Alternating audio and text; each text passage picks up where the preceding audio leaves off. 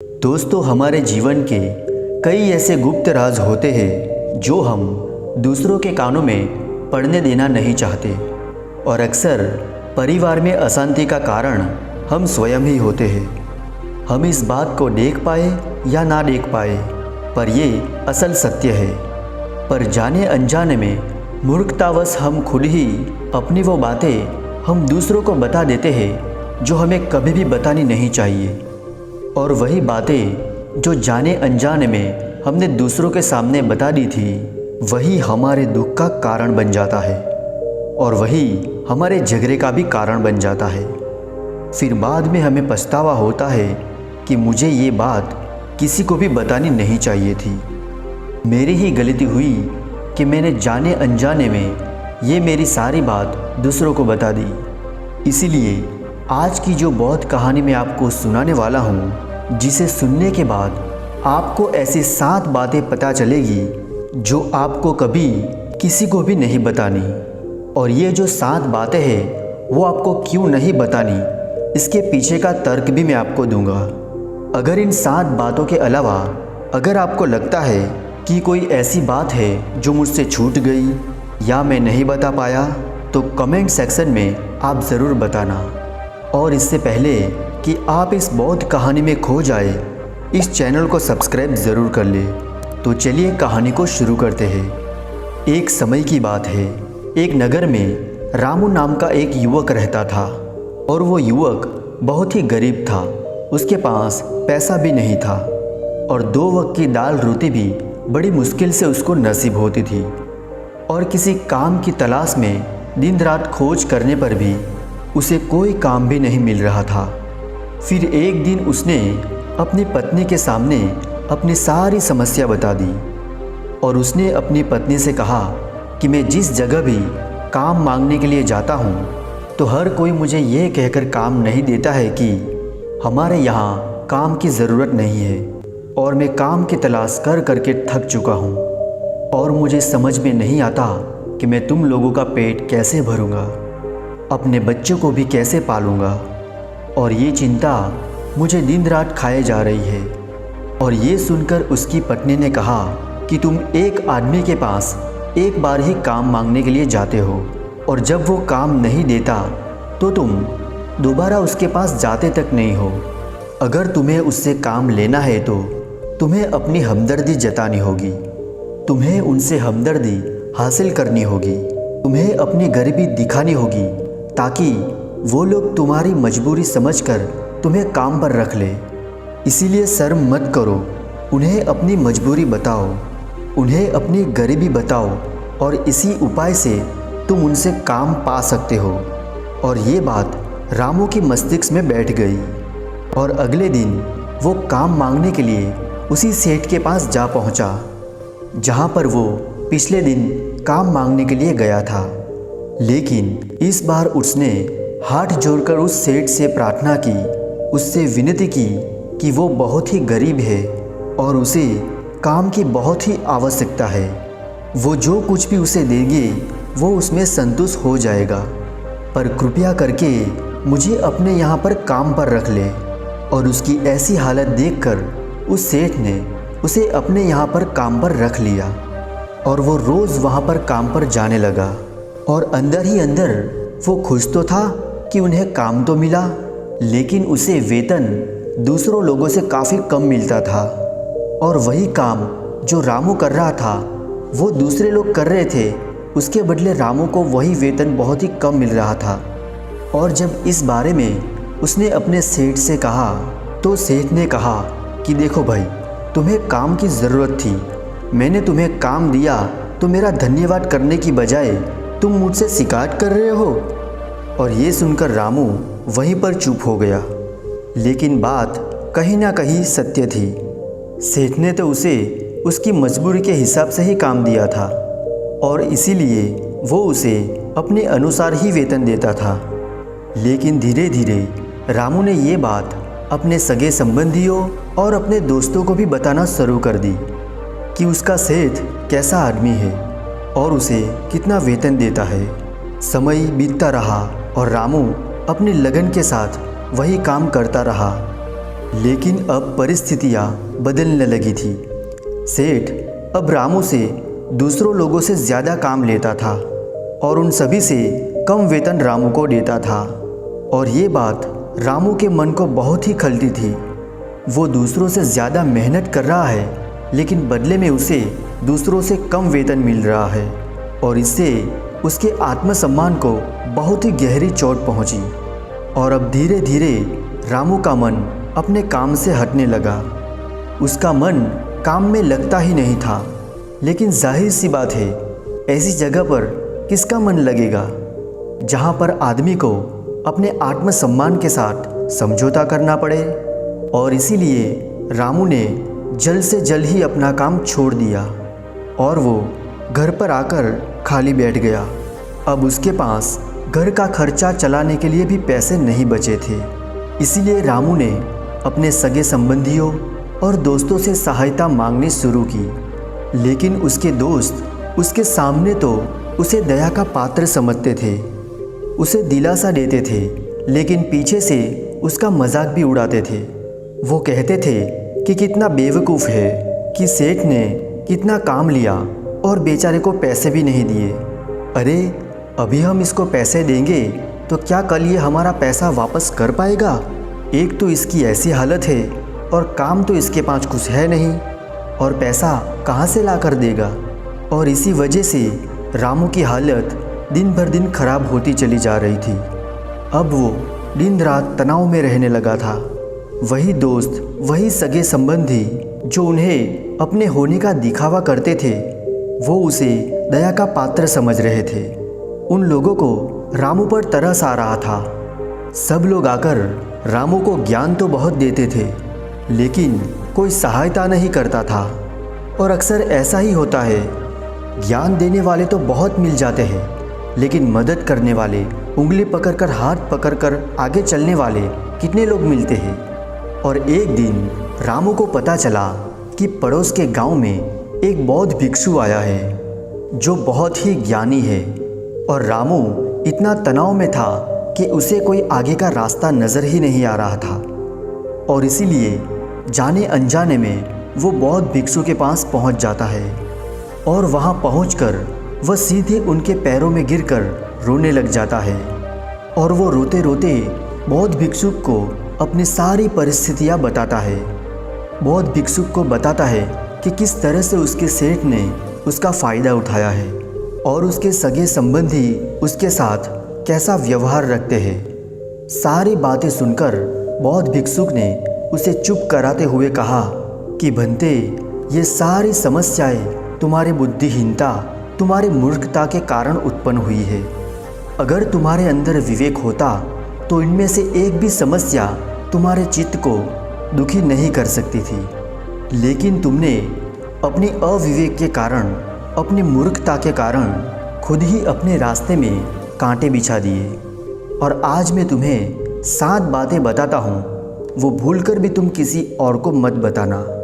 और इन बातों का अनुसरण करते हुए तुम बाहर से मिलने वाले दुखों को तो दूर कर ही सकते हो, जो बेवजह दुनिया की वजह से तुम्हारे अंदर पनपते हैं। पहली बात जो किसी को भी नहीं बतानी चाहिए, और वो है अपनी मजबूरी। अपनी मजबूरी का दिखावा करके दूसरों का दया पात्र बनकर उनकी सहायता लेने की गलती कभी मत करना। हो सकता है कि आज वह तुम्हारी मजबूरी देखकर तुम्हारी सहायता करते, लेकिन कल वो तुम्हारा फ़ायदा उठाने से भी नहीं चूकेगा। और अगर फ़ायदा भी नहीं उठाया तो दूसरों के सामने तुम्हारा मजाक बनाने में वो आदमी कभी भी नहीं चूकेगा। और इसीलिए कभी भी अपनी मजबूरी का दिखावा मत करो। अगर घर में 2 रोटी है, सूखी रोटी है, तो वही खाकर सो जाओ, लेकिन दूसरों को इसके बारे में भनक तक नहीं लगनी चाहिए। ज़रा आप सोचो कि मजबूरी दिखाने का क्या प्रयोजन हो सकता है एक इंसान का। या तो वो दूसरों से सहानुभूति हासिल करना चाहता है या फिर उनसे कोई आर्थिक मदद चाहता है। लेकिन दोनों ही परिस्थितियों में आप देखें तो दूसरा आदमी आपका फ़ायदा उठाने से बिल्कुल भी नहीं चूकेगा।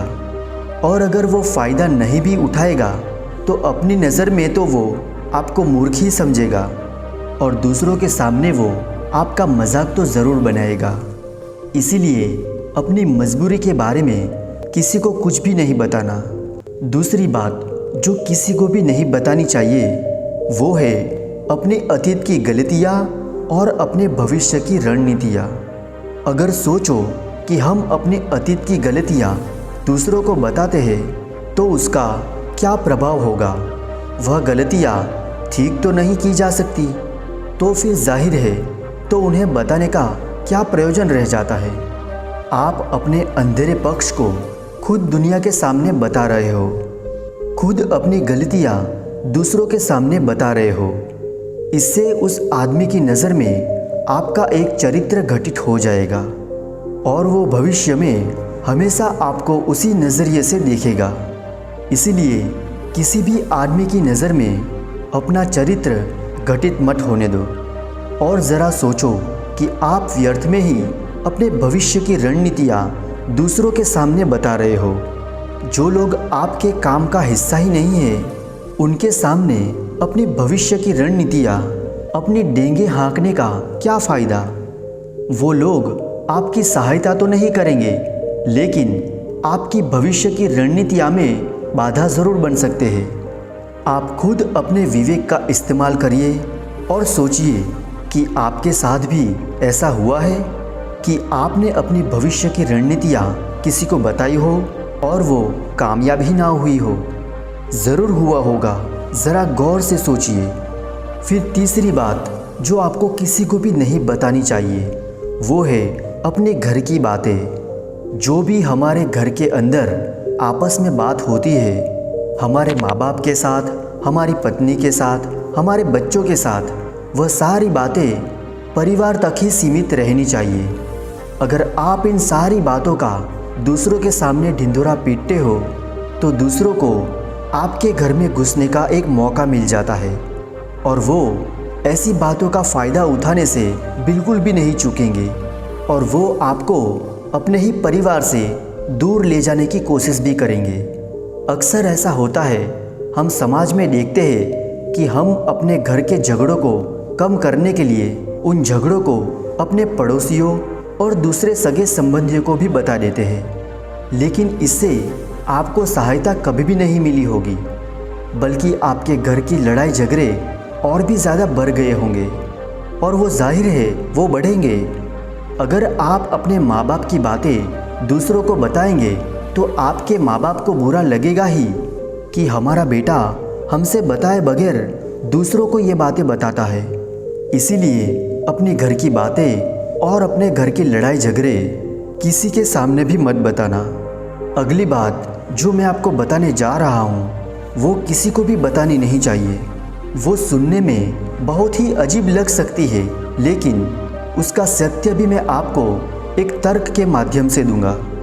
मैं कहता हूँ कि आपको आपकी आमदनी किसी को भी नहीं बताना, यानी कि आपकी कमाई किसी को भी नहीं बतानी है। अब अपनी आमदनी ना बताने के पीछे क्या प्रयोजन हो सकता है। ज़रा सोचिए कि आप अपनी आमदनी तो अपने दोस्तों को बता देते हैं, तो जब आपके दोस्तों को ज़रूरत पड़ेगी तो वो सिर्फ आपको ही याद करेंगे, क्योंकि उनको पता है कि अगर आपकी आमदनी ज़्यादा अच्छी है तो आप ही उनकी मदद कर सकते हैं और इसीलिए ज़्यादा लोग आपसे सहायता मांगेंगे।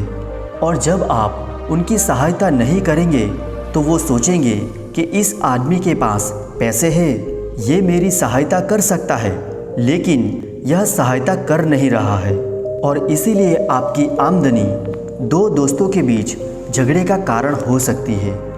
कम आमदनी होगी तो लोग मजाक उड़ाएंगे और ज़्यादा आमदनी होगी तो लोग आपसे सहायता मांगेंगे। तो इससे अच्छा है कि आप अपनी आमदनी किसी को भी नहीं बताइए। अगली बात जो मैं आपको बताने वाला हूँ उसे आप गांठ बांध लेना और किसी को भी ये बात बिल्कुल भी मत बताना।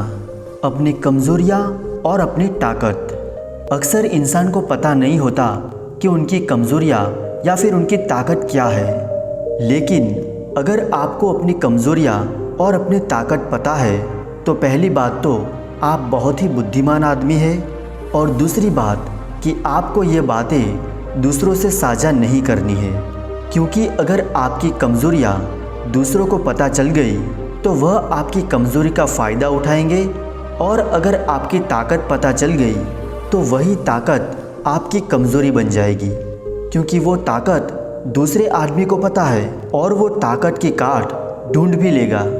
अपनी कमज़ोरियाँ और अपनी ताकत अपनी पत्नी को भी नहीं बतानी चाहिए, क्योंकि इसके बाद आपको घर में उनसे हमेशा दबकर रहना पड़ेगा।